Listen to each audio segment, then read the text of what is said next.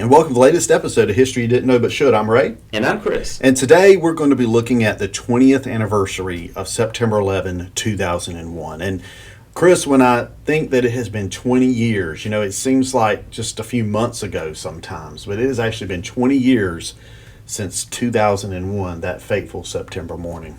Yeah, it's amazing. There's a lot of changes that have happened, but the raw emotion of that day is still very present with us. And Ray, I think you and I, it's one of those moments when we're teaching about this subject in our classes, and we recognize that we now have students that we're teaching who were not even born 20 years ago, and that is a moment in which where it's very real and still very tragic and painful, trying to express the events of that day and also the legacies from that moment. It's difficult to teach about and talk about, and I think we were having the discussion that with it being the 20th anniversary commemoration of this, that we were going to go back and talk a little bit about where we were and what we were doing, and then some of the lasting legacies that we think have transpired over these last 20 years because of that fateful day. Yeah, and you mentioned students not being born on September 11. I think we're the same age, and I think our generation has reached that point where 9/11 was our JFK. Yeah. And we were not alive when JFK was assassinated, and it didn't mean to us what it meant to our parents and our grandparents. The same is true of the current group of students and 9/11. It means more to their parents who are our age and maybe to their grandparents than it does to them. Yeah, there's those markers in American history in which you'll always remember where you were and what was going on. And, as we're recording this podcast, we're seeing another marker that is being established with the end of a war in Afghanistan, which these young people that we are now talking to about 9/11, this will be a mile marker for them as they start tracing the events of the war of Afghanistan to 20 years ago and to the events that happened in Pennsylvania, Washington, and New York. And these kids, their entire life the war in Afghanistan has been a reality. They've never known the United States. And I don't reckon an official war was declared by Congress for Afghanistan. I know there was the war on terror and all that, but the United States has, for all intents and purposes, been at war their entire life. And I remember growing up, we were born after Vietnam, and the first time I remember consciously any war, was the Persian Gulf War in the 90s. That was the first time in my life I remember the United States being at war. And I just thought it was a really big deal, which it was. But I remember that night in the den, my parents were watching CNN the night that, the tracers and everything in Baghdad. And I remember being scared to death. Yeah. And wondering what's going to come next. Yeah, what's going to come next. It was coming through your TV, and but it felt like it was outside your front door. And yet, you're right, our students and the individuals that we teach each and every day, they've always had checkpoints at the airport. They've always had armed officers guarding particular locations and landmarks. And, for us, it was no big deal to just stroll into the Capitol or to just get on an airplane and not really worry about whether our liquid is in those little 3-ounce bottles. But nowadays, it's all around us. And not saying that that's bad, but we're just talking about the transition of what 20 years has seen in the advancement, the precaution, but also in the assurance of security and safety for all individuals. Yeah.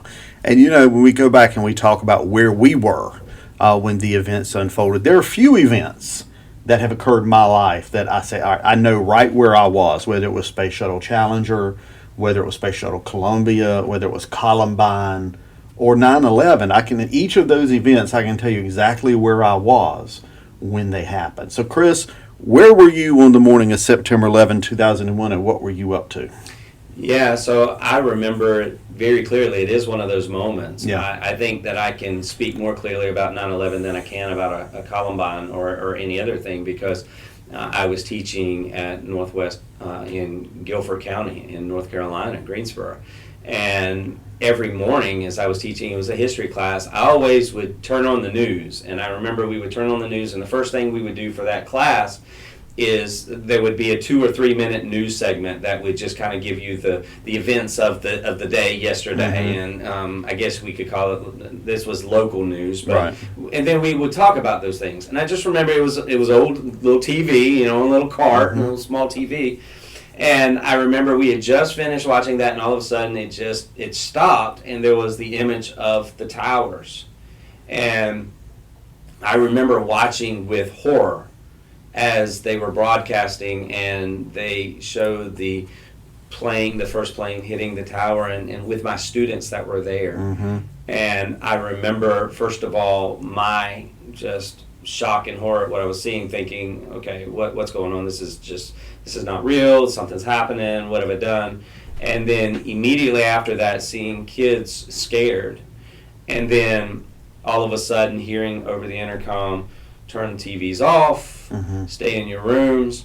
And Ray, one of the things that really was close to where we were is I was in Greensboro, and right near the school, about 3 miles from us, are all of these oil reservoirs where we stockpile a lot of oil for the area. And we're not too far from Fort Bragg and from other things. And so me and my students, we were on lockdown until about 6 o'clock that night. Really? The school was shut down. There was this, of course, during that time you didn't have the internet like we have it today, didn't have all this information, but there was rumors that planes were coming to attack those oil fields, those oil tankers, and so everybody needed to stay in place. There wasn't sure, it's just a lot of chaos, a lot of uncertainty, and I was stuck with 23 students trying to explain to them what was going on when I had no idea what was going on, because the TVs were off, we didn't have cell phones or any of that nature, and just trying to explain to them but also keep them safe about what was happening. And children, these were 15, 16-year-old students who were scared, and with no contact from the outside world except from news from your administrator. It was some of the most harrowing and uncertain times that we had ever experienced, because all you heard were the rumors.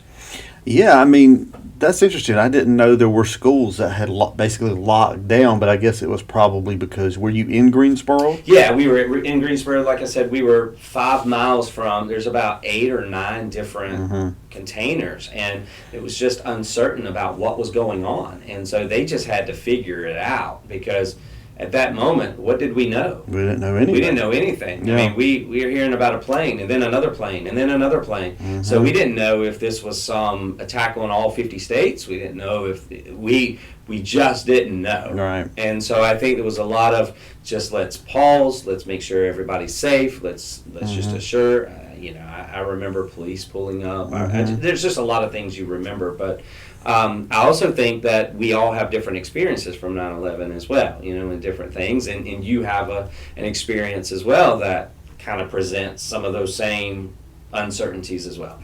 Yeah, I was not teaching in 2001. I was working at a bank, actually not in the customer area, but back in files and titles and things like that. And we were in something called a vault. And it was a pretty big building, but it was, the side we were in was, I think it had firewalls around it. You couldn't get radio reception in there. You couldn't get TV reception. So we were sort of cut off.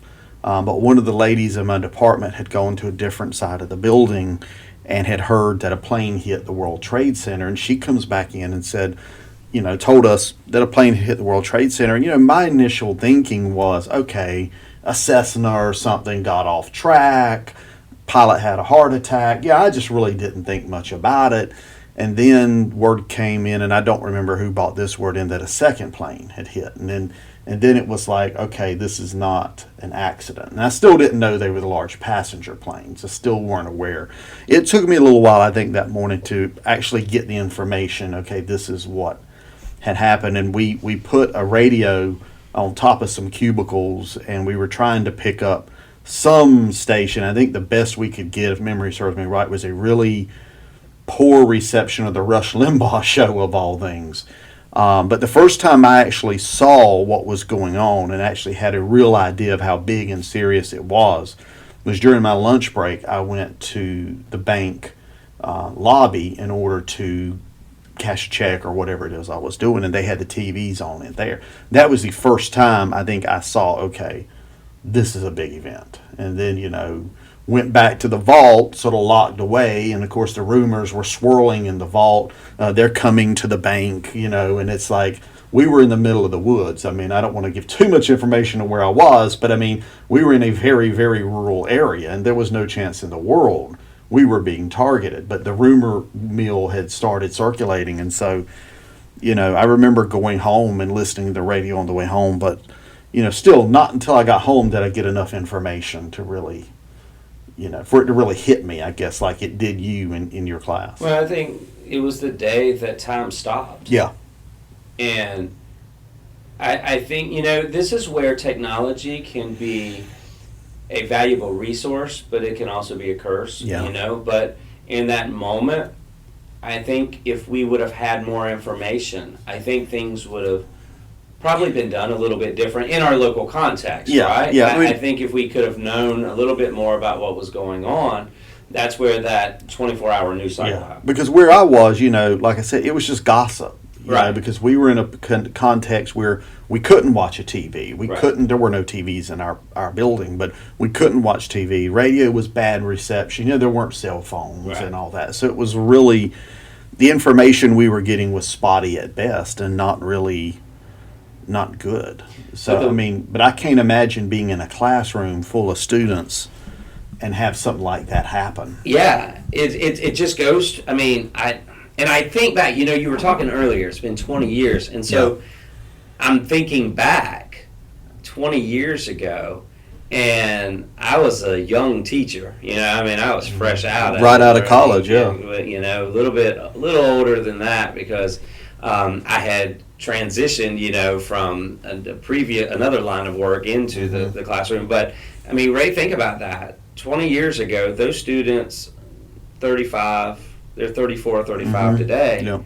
And so as I think through, wow, I'd love to talk to them. I don't know if they're listening to this podcast. Get them all in the same room and try to, have a discussion with them. In that moment. And and how has life changed for you and what's happened? I just think back to that because that was one of those iconic moments, very nowhere near similar, but everybody remembers the president being informed of what was happening. He too was in a classroom. Yes, he was. Reading, I think, a story. I think he was when he was told. Elementary kids, in Florida. And so think about those individuals who I guess were probably now 28 years of age or 27 or something like that, and just imagining what it was like in that moment. Because I'm sure that my students would have a different perspective than I did because I'm like, oh no. Yeah. I'm thinking of family. I'm thinking of outside. Those students are thinking, what in the world is going on? Because they've never experienced anything like it. Yeah.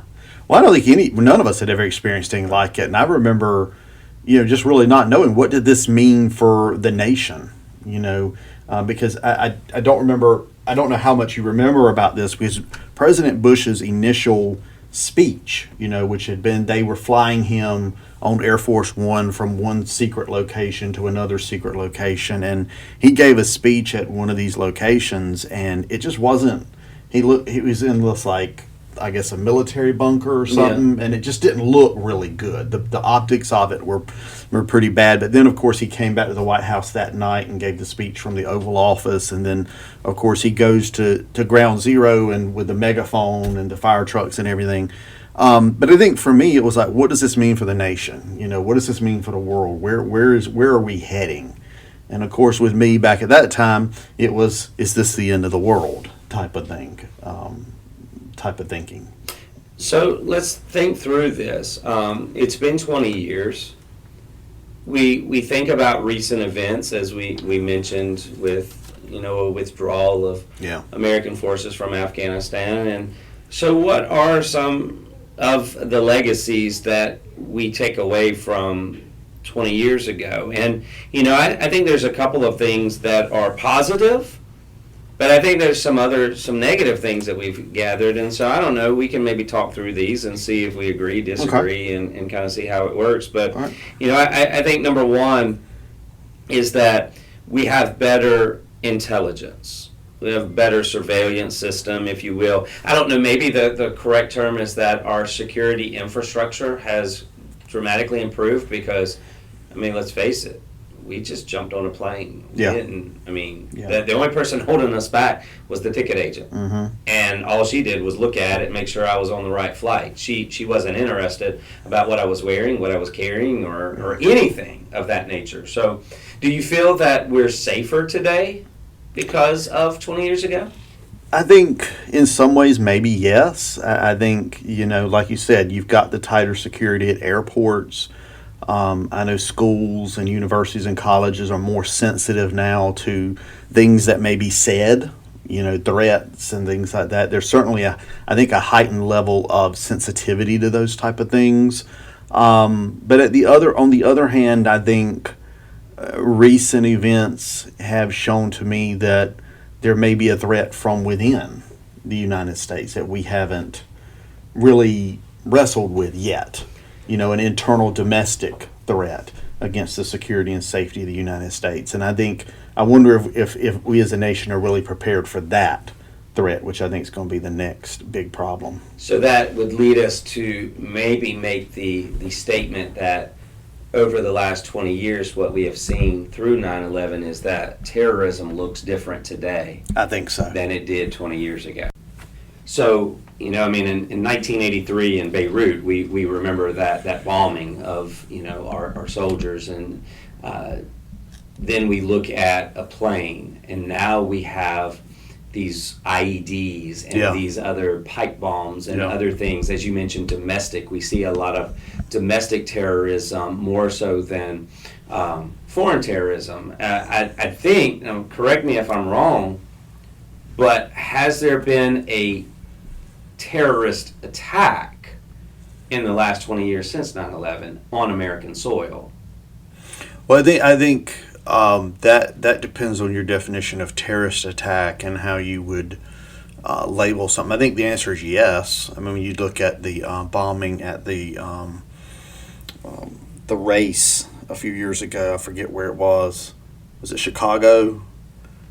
And you had the two bombings at the foot race there. Yeah, at the Boston Marathon. Boston, yeah, that was it. That was it. I'm sorry. We start looking at terrorism in the forms of not singling out a particular identity of America, but now we're seeing terrorism affect social groups, or we think about the Pulse Club massacre. And you think about people who are being radicalized online, and not just Islamic radicalization that we were worried about in the years following 9/11, but in radicalization in other ways.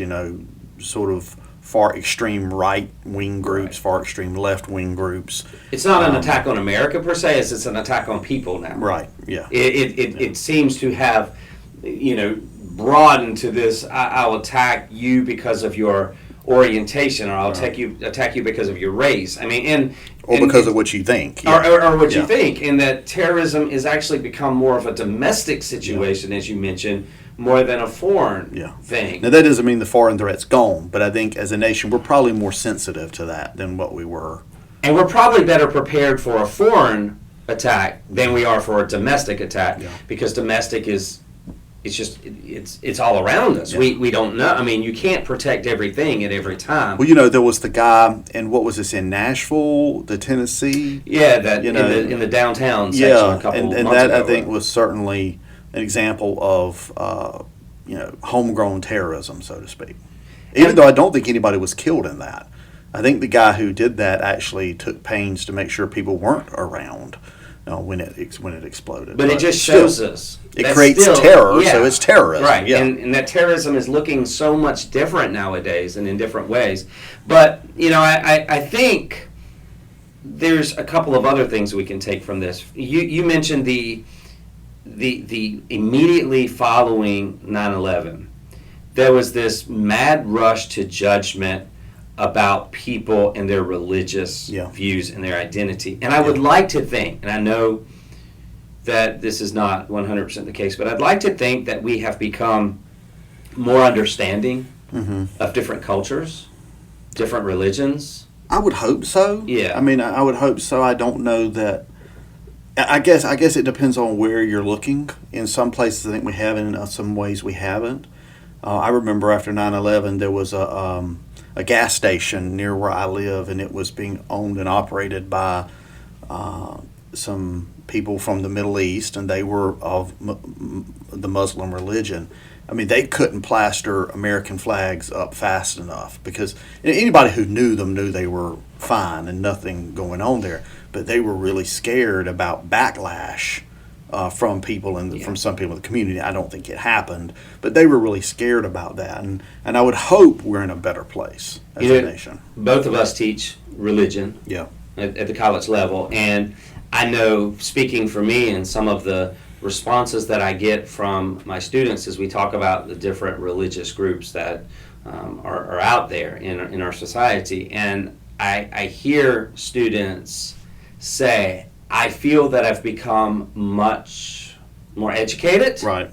and that I have a better understanding and a better appreciation, even if I don't follow that particular religion. I accept and I respect that, and I would hope that if we learned anything from the last 20 years, that we would understand that not everybody tied to a particular religious group is radical, Right. is a terrorist, or anything else, because anybody that looks at history can take that same idea and go towards Christianity Yeah. and see Yeah. The that these Crusades, far-right yeah. crusades, you have the KKK, you have all of these other terrorist groups.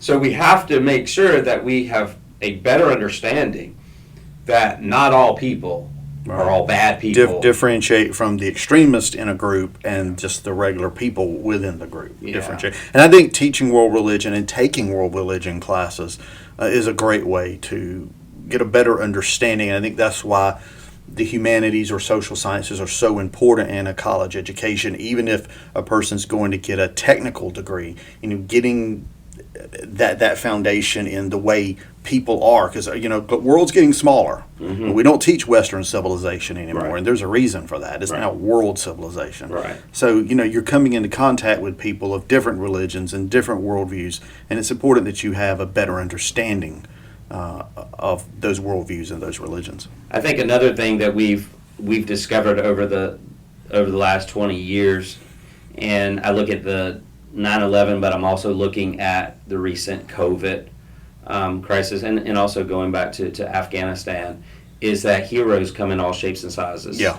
I think we've discovered a unique look at what a hero is, how heroes are individuals who will stand up and speak up for their brother or their sister. And maybe it's someone of a different color, of a different race, or whatever, but that people, there are genuinely good people. And we saw that in the heroic stories of 9/11. And we hear that in the stories of these individuals serving in various different capacities. And so, Ray, there is hope there that we have a greater appreciation of just individuals serving the better part of community. Yeah, I remember after 9/11, a lot of people going into the military, who had other options, who had other things they could do. Some of them are more well known than others, but people who joined the military for the specific purpose of defending the country, and I think that is, that's a sign of what you're talking about. And for me, the last thing is I know we conclude our time together today, is looking back at 20 years and kind of some of the other things that we've experienced. I do believe that we are at our best when we're at our worst. Think about the iconic images from the World Trade Center ashes. Think about that memorial. Think about when things are really, really bad, people stop focusing on themselves. Right. And they start focusing on other people. And so when things are really bad, and we saw this with COVID, we see this in other aspects, hurricanes and tornadoes that people are rushing to help. Right. So Yeah. I think that's good. I mean, I think that is. I mean, you saw at the beginning of COVID, the parades at the hospitals and things like that. And unfortunately, a lot of that has stopped. But yeah, I mean, after 9/11, you see people come together. At the start of COVID, you see people come together. And hurricanes, Hurricane Ida just hit Louisiana, and you see people coming together in those communities at that time. So yeah, when I think the country, and probably not just the United States, it's probably true the world over. People are really, people's good nature comes out in those moments of crisis. So yeah, very good. Yeah, I think it's been a great podcast, and Ray, I think it's also important to share with our listeners if there are people who are listening to us who are in the southeastern part of North Carolina. We're here in Bladen County. That we would invite them to come to Bladen Community College campus. I believe next week, and we're going to be having a nice memorial here, Yeah. I think, a walk to remember that's on our campus. So I know that we're doing a variety of things that will be honoring and remembering 20 years ago, and I know all throughout the nation. And so I thought it was important, and you and I talked, that we just kind of reflect and think about these things. And I appreciate the things that you shared. I appreciate your heart and your passion for continuing to teach and to share the importance of never forgetting and always remembering these lessons. Yeah, and I think that's part of history. Not just history in the 18th century, but history even today. If our listeners would like to contact us, you can always contact us by email at historyyoushould@gmail.com. That's history, the letter you should know, @gmail.com. You can find us on Facebook and Twitter, and you can contact us through those formats. Until next time, I'm Ray. And I'm Chris. And talk to you later.